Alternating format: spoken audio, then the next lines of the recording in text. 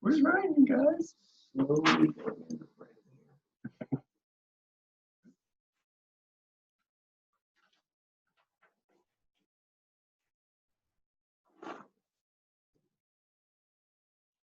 I'll monitor chat. Cool.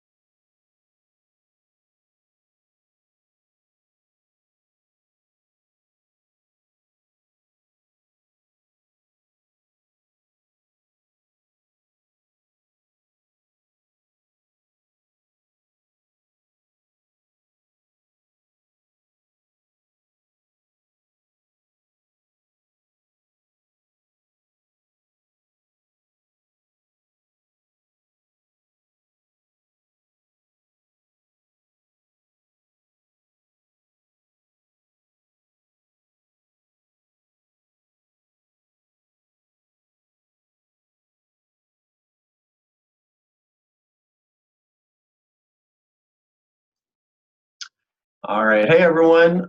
This is Justin Ellis here with Iowa Campus Compact, and I've got Ryan Rogers as well. We're going to talk to you today. This is part of our Summer of Service Supervisor Training Series. Today we're going to talk about work plans. We do have an hour that's scheduled for this, but I don't think the whole training is going to take about an hour. Just to kind of set things off, if you have any questions or anything like that, feel free to unmute yourself and ask. You can also put something into the chat box. I'll be monitoring that as well throughout the training. So we will put up a recording to this up on YouTube afterwards, and everybody who's registered is going to get a link to that, as well as to any of the resources that we share. So look forward to talking more about this. So just to start off, again, I'm Justin Ellison, the Assistant Director here at Iowa Campus Compact. I help to oversee our national service programs as well as the Tyson Summer Program.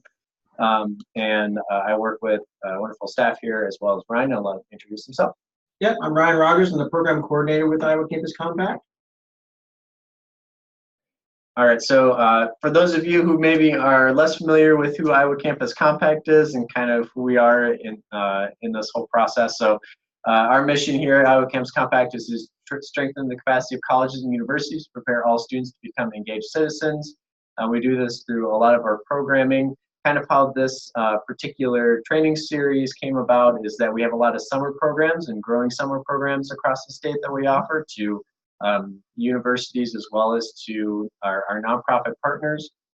And we're working with a lot of different folks who are supervisors. For some of you, you're completely new to being a supervisor, or maybe you've done it for a little while and you're just looking for new tips and tricks to kind of help you out. And we saw a need as something this can really help out folks across the state to improve how they support their the folks that they're supervising over the summer, whether it be through internship or one of our programs, whether it's AmeriCorps or not. So, just as a quick reminder, this is a 4-part series. We have 2 more that are coming up, one on orientation and training, That's on April 22nd. And then finally, the last one on May 6th about being an effective supervisor. I'll make sure that you get the registration for links for those if you haven't registered for those. Obviously, we'll put out the recordings for them as well on YouTube, so you'll have those available to you as well. So what we're going to talk about today is we're going to talk about the work plan structure. So what is a work plan? Why would you want to use it? And how would you use it? Ryan's going to talk you through real quick about creating a work plan, and then and we have a tool that's built for the tool that we use for that, and then also assessing your work plan. And Ryan's going to walk you through that tool as well. So again, if you have any questions, feel free to put them in the chat box or unmute yourself. We're happy to help. Let's see. Olivia is saying that she's not hearing anyone. I don't see that you have audio on there, Olivia.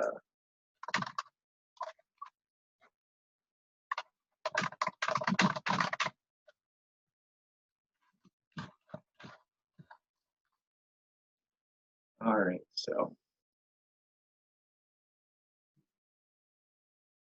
All right, so the work plan structure, we're going to talk about this for a little while. This is the type of structure that we use for our work plans here at Iowa Campus Compact.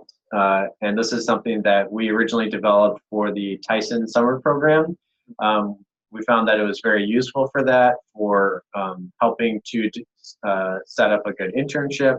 We use it in our office for each individual employee that works here. So Ryan has his own work plan, I have my own work plan, but then we also have one for the organization overall. I'm not saying that you have to do that, that you have to put it out for every single employee that you're working with, or that you have to do it for every single program or your organization overall. But this is just something that you can learn about and consider how it might work best for your particular organization. I think if you have a summer employee or summer AmeriCorps member or intern, this is a great way to help them get started very quickly into knowing what are the tasks and projects that they need to be working on.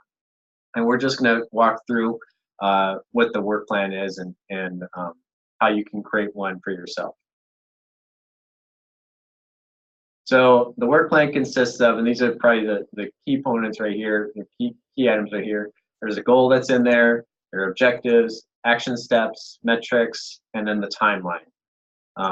The goals, these are things that are broad, but they're achievable items for your Tyson intern or AmeriCorps member or other folks to work towards. They should really be specific enough to provide direction, but they also can be really broad. So that way you can have objectives and action steps that are tied to them. So an example that we're providing is support existing and developing new network and training opportunities. So this is just what somebody's broadly working towards. You know, what the networking opportunities and training opportunities look like specifically. We'll hash out in kind of the action steps and the steps that we need to achieve those sorts of things. We'll come here in a little bit. Objectives, what are those? Well, those are there obviously to support your goal, but they break down what you want your intern or summer person to accomplish during their employment with you. They're broader than action steps, so they're not very specific, but they are obviously, they're more specific than objectives or goals. And certainly you can have more than one objectives working towards a goal. You know, my work plan is, I think, 6 or 7 pages long, and I have many objectives for one goal. So Ryan's is similar to that, and that's just kind of the nature of it. An example objective that you can look at, coordinating 3 regional recognition events. So as kind of a reminder going back, the goal was to support existing and developing new networking and training opportunities for our AmeriCorps members, with the objective being, want you to do 3 regional recognition events. Action steps. So this is the kind of next layer down in terms of specificity. So these are really specific items that are completed for an objective to be met. Certainly you can have many action steps for a single objective. What it usually means is they should be very detailed, so that way the person knows what they're supposed to be doing, what's the action that they need to be taken. And they can be certainly independent of each other, so you can do more than one action at a time. You're working on more than one project at a time. Those things are certainly very reasonable to put into a work plan. The example that we give is, analyze evaluation results and write report on the event success. So that would, on the event success, challenges and recommendations for improvement. So that would just be one action that relates to, as I mentioned earlier, the objective coordinating 3 regional recognition events. Certainly there's going to be other actions, other things that someone has to do to coordinate the recognition events, but one of the ones, and one of the more important ones, would be to analyze how things went and to make recommendations on how we can improve upon those recognition events in the future. Metrics is another item on the work plan, and these are kind of the accountability piece of the action steps that kind of let you know if you're successful or not, or if you're done, if you're completed with that particular action step or not. They really tell the person who's working on this work plan where they are in the process. So they should be very specific. They're not independent from the timeline, action step, objectives, goal. They must all logically connect. So, that action step that we had earlier, analyze evaluation results and write the report on the event success, etc. How do I measure that particular action step? Well, the example that we have here is that the report was finalized. You went through, you did all the analysis and you wrote a report, and then you also presented it to the program coordinator and executive director. So that's what the intern did, is that they, learned a bunch of stuff and then they presented their findings. And that's how they know that they were done and they met their metric. Timeline. This is the last piece that's on that work plan. The timeline connects directly with each specific action step, and isn't really broadly assigned to a goal or objective. The timeline should tell your intern or your person, at the very least, the action steps deadline. So if there is a specific deadline that's associated with it, then you should have that in there. You don't have to have a firm date. If there isn't a firm deadline in there, you can certainly have kind of broad timelines in there. But if there is a specific deadline, then you need to have that in there. So that way that person working on work plan knows what that is. If you have a very complex project, then you may also wish to have a start date that's associated with it. Is there a particular time that you need to be working on this action step that's related to the particular objective? So if you think about, if you are putting together, if you're coordinating those events, the first thing you want to do is maybe you want to reach out and figure out where you're going to have those events, and then you're going to want to set a date for those events. So maybe you have a timeline of a week where you're evaluating what are all the possible locations where you're going to host that event, and then the next action step would be, you have the date and everything like that. You're doing outreach and you're letting people know where you're having the event and the date that you're having the event. So you're doing all the outreach and promotion. So that would be the next timeline, and you only want to spend 2 weeks on that or something like that. So before the registration deadline for the particular event. That might be an example of how you have a more complex timeline. And then lastly, as I mentioned earlier, if you have the start of the project or the deadline is uncertain, then a range is certainly acceptable. I have on my particular work plan, I have some that just say like fall of 2019. That's kind of when I'm going to be working on it, or that's about when it's due. And that's just the reality of my work plan and how it works. So as an example that we provide is just completed within the first 2 weeks of this person's particular internship. So we want that report put together within the first 2 weeks. Hopefully there's an event that occurs before that, obviously, so that way it makes sense for them to do the analysis on the event. Wrong way. So here's the example work plan. This is just kind of what a work plan could look like if you wanted to have it filled out. There's that goal right up here: support existing and develop new networking and training opportunities. I'll say this was actually from Ryan's work plan a few years ago, so this is something that we actually did use. Objectives, there's the 3 regional recognition ones, and then there's 4 action steps. For each action step, there's a metric. In this case, for some of them, there's actually 2 metrics. And then lastly, there's the timeline of when things need to be completed. In this particular case, because we're trying to kind of highlight the example as it might work in a summer position, there are specific deadlines that go with it. to kind of keep the project moving forward. So that way the person working on this hypothetical work plan would know when those deadlines are. So, all right, now I'm going to hand it over to Ryan, who's going to talk about creating a work plan. Yeah, so on the screen here, you'll see that we provided you a blank plan or a template for you to kind of go through. You can print this out. You can kind of start filling in. You can use your position description. So if you have a position description for your intern, AmeriCorps member that you already have, that will actually fill in a lot of the action steps and even some of the metrics as well. As I know sometimes we ask for that on those position description or job descriptions for a lot of our individuals in our program. But then just coming up with an objective, with some goals, some broader ones, just to kind of make sure that, as I'll talk about here in a little bit, that whoever is reading this work plan is able to actually connect the dots and actually see the why behind what they're actually doing and all of the tasks that they're doing as well. So we have that for you just to kind of fill out, complete. I would say, since just a summer position, not to really put too many objectives on there, put kind of a reasonable amount. Your action steps will probably have the most kind of input in them because those are all the tasks that they're actually doing, and then the actual metrics for it. But that is for you. The thing I really wanted to talk about was actually assessing it. So after you've already kind of tinkered around with this, maybe have a draft of this, and you kind of try to figure out, okay, is this kind of a really good work plan? Where do I go from here? The next thing I'm going to pull up here is the actual feedback template that we started to use here in our programs. So this is something that we've developed, and it's a really great way to kind of get some feedback from what you've already created for your work plan. So it's a rubric, so it's something that you can kind of look at, kind of self-evaluate yourself. The first two questions, what did you like about the work plan? So this works really well if you give this, complete the work plan and actually give it to maybe a peer to actually look over just to make sure everything makes sense. So that's what those first two questions are really all aimed about. But the grid that you see at the very bottom there will really help kind of point you to where we're wanting these work plans to kind of get to.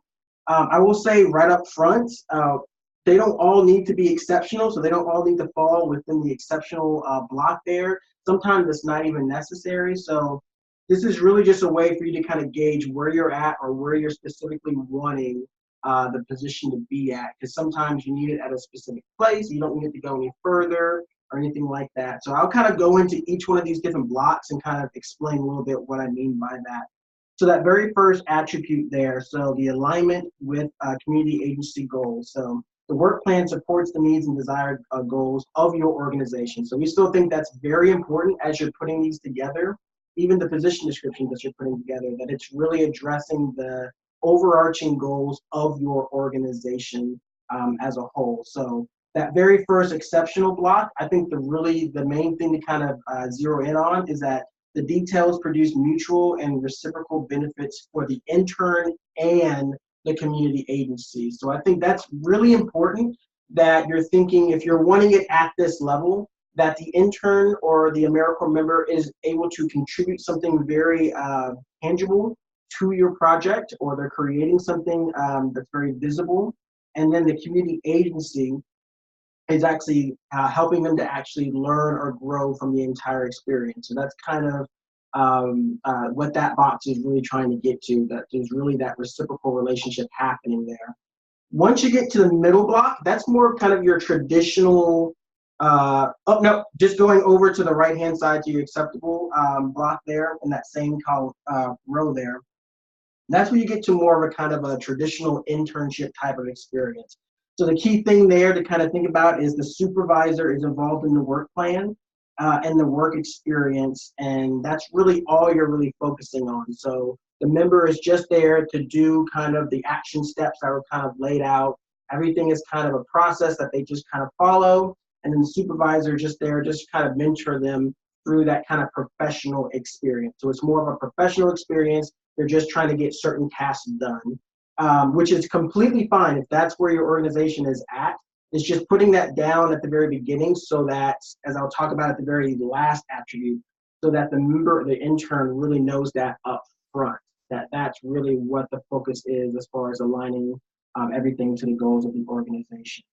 So that's the acceptable one. And then the news improvement is just, there aren't any clear connections to the goals of the organization. The details are not planned out.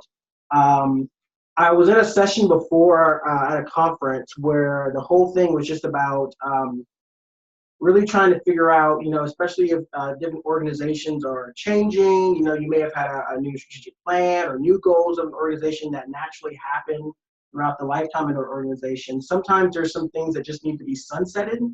So there may be things that you're doing that, traditionally you've always done, but maybe don't connect back to the goals of your organization anymore.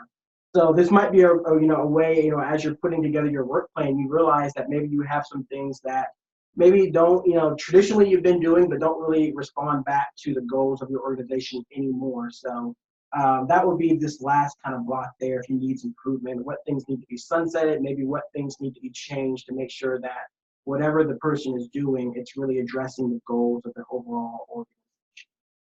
So that's kind of all in the line of alignment with community agency goals there. And really where we're seeing, a really good kind of investment into interns or AmeriCorps members if they actually can hit the acceptable or the exceptional kind of ranges there. So the next level, kind of bleeding into that, is the appropriate level. So whatever that you're detailing in your work plan, it's at the appropriate level of the intern that is actually going to be hired on. So that first block, exceptional, is just the details can be used to help interns track their process. So there's a way for them to actually see where they are going, and they can track that on their own. And they're tracking it towards what I think is a very important word, a challenging goal. So not just a simple goal that they can kind of go after, but a challenging goal that's really going to grow them.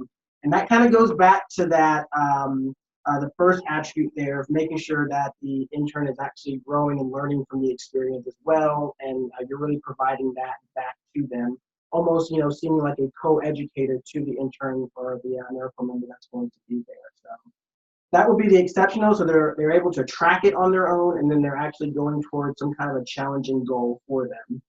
The second one, so the acceptable kind of level of that, again, back into more of a traditional internship type of experience, which is completely fine, but it's a consistent, if the details are consistent with the intern's preparation. So if you know what type of intern or AmeriCorps member that you're going to have coming in, are they going to be a college student? Are they right out of high school? Are they postgraduate? Kind of whatever kind of expectations that you have, are they consistent with that? And then the details are planned out. So you have all your action steps there, and they are very specific to the process and the steps that they need to take to actually accomplish something. So an example of that would be, the examples that we used before was analyze evaluation results. So that could be as broad as that. So in a kind of an exceptional kind of purpose of that is that you just kind of leave that statement out there, and the AmeriCorps member or the intern is able to actually create something on their own. But you may have already a set of steps or procedures that you want them to specifically follow. So that's where you kind of be in this block where they're actually following a set plan. So they're just really trying to do that to the best of their ability or perfect that as best as they can. So more of a process kind of a feel with this block. And then the very last block there is that the details are either much higher level than what the intern or AmeriCorps member can actually do. So it's kind of a lofty kind of a goal. It's kind of hard to achieve, or they don't sufficiently challenge the intern at all. So they're just a bunch of tedious tasks and actions that you're having them do. So again, this is a really good one just to kind of see whether or not, are the things that you're asking your member to do, are they at arm's reach? Are they able to be obtained by the member as they're laid out in this work plan? And then the very last one, and I call this one kind of the X factor in the entire thing, is connecting the why with the what for the intern or the AmeriCorps member. And I intentionally put in there the for the intern, because it's something that is very intentional that you put into the work plan so that they can know kind of upfront what to expect and what kind of goals that are trying to be achieved. And is that clear in the action steps and the metrics and everything that you're putting in there to the member coming in? That is something that I've heard from interns back in my days working on a campus, working with student workers, and even with AmeriCorps members. That's one of the things that keeps kind of coming up is sometimes they get so focused on the products, the procedures, the tasks that they're doing at your organizations, and they sometimes don't see the grander purpose to these small tasks that they may be doing, and they miss those really great wins that your organization is having and the impact that they're having at the organization, just because they can't really connect the dots. They see just a bunch of small tasks that they're doing, but they don't quite see how they add up to the overarching goal or objective that you may have for them. So that very first one there, the exceptional, is that the action steps and the metrics, so not even looking at the goals or the objectives that you may have. Is it clear, and can the AmeriCorps member or intern make a clear connection to what those goals might be if they haven't even seen those at all? The second one there, they're the acceptable one. The organization work plan detailer reflects a purposeful step-by-step process. So like the above one, so do you have just kind of a process that you want them to follow? It's kind of laid out for them already, but it still walks them through kind of how all of these things stack up to achieve the objective and the goal that you put out on this work plan. And then the very last one, that they just don't have a sense of what the grander purpose to all the little tasks that you're having them to do. So definitely, I would say use this as a tool just to kind of look over whatever work plan that you have for yourself. And it really, it says exceptional and acceptable, but I would just say that middle column is more of kind of your traditional kind of internship AmeriCorps experience, where you're still walking them through processes. They have a general understanding of what your organization is all about, but you're still providing them with some professional development for themselves. But that exceptional is when they're really starting to invest in the volunteer, so that you could possibly have a really more invested volunteer, great ideas, possibly a future employee as well. But I think that exceptional column is a really good way of just making sure that you're investing in them so that you get an invested AmeriCorps intern for your project, and not just kind of a busybody there who's just kind of doing tasks for you. So I would just say use this. If you make your work plan, definitely have like a peer, or you have a couple people who are helping you actually manage a summer program that you're going to be having. Kind of swap work plans, make some draft ones, and just kind of go through this table just to see kind of where you're at, and just see if you're comfortable kind of where your work plan is currently at. So are there any questions kind of about anything, this feedback, just the work plan template that we put down, or anything like that?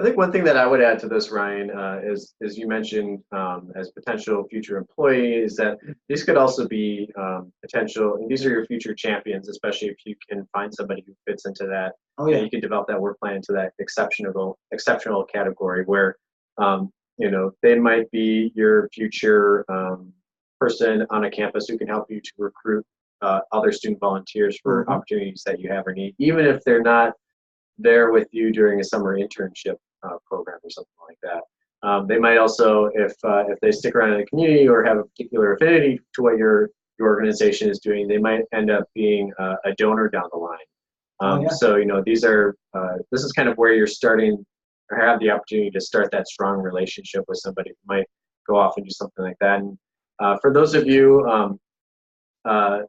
who might be looking at hiring somebody who has career prospects in your particular agency's focus. This could be somebody who goes off and maybe they don't work for you, but maybe they work for somebody that you know, or somebody, they work in the field that you're in, and you're just helping to kind of continue that success, which is something that we hear from all the time from nonprofits and organizations who really want to see students go off to succeed and to benefit the work that they're doing overall in your particular field. So. And then the last thing I'll say is, I'm somebody, I write work plans. I've written work plans for a couple of years now, and I don't know that I always get to the exceptional part of the work plan. Ryan's seen the ones that I've written, and it definitely is a craft. It definitely is an art to a certain degree, and it's not something that's very technical to just kind of know what the answer is. It does take some time to kind of build your ability to get it up to exceptional and to know how to work with people. That's kind of supervision and management in general. Is that it really is about experience and just kind of doing it.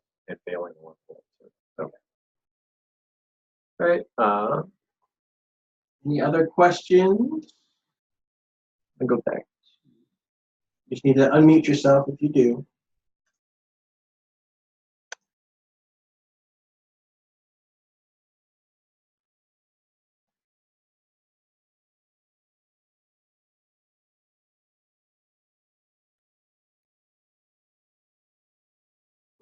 Well, just as a couple of key reminders, we have our next trainings. Next one is orientation and training on April 22nd, 2019, and then the one after that is on being an effective supervisor on May 6th, 2019. Earlier we talked about being a good mentor and finding ways to benefit the student and making sure that there's kind of a balance between your needs and their needs. These things are really going to help push you into those directions. You can see this training and our previous trainings on YouTube. Here's the link right here, and I will copy and paste that into the chat box. So if you want, this is the playlist that's for it. Right now, there's just one training up there because that's all that we've done. But in the future, there will obviously be all four. So, and you'll receive that in your email inbox as well. Thanks everybody for your time today. Oh, wait, we have a question here. Can you send examples of some intern goals? Yep, sure, we can. I mean, obviously the goals is going to be kind of unique to what you hope to accomplish, but knowing a little bit what you're trying to do there, Olivia, we can review that and give you some kind of guidance on that. So happy to do that. We have access to slides from today, of course. I'll put those in the email inbox as well, and I'll try to link to them in the YouTube video as well.